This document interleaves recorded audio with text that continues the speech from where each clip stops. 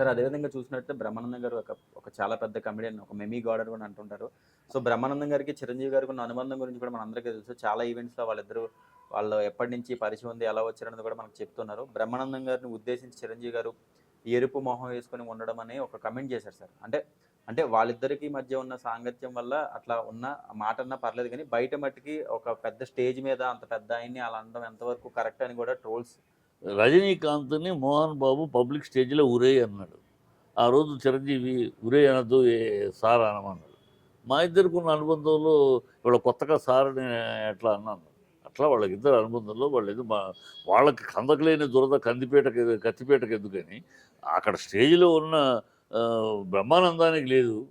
మనకెందుకు దూల.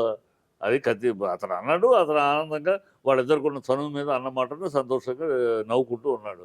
దానికి ఆ కత్తి అదే అన్నాను, కందికి లేని దొరద కత్తిపీటకెందుకని. ఆళ్ళకి లేని అన్న ఆయనకి లేదు, విన్న ఆయనకి లేదు. మధ్యలో మనకెందుకు దూల ఊరినే ఏదో పని పాట లేని కామెంట్లు తప్పితే. అదే.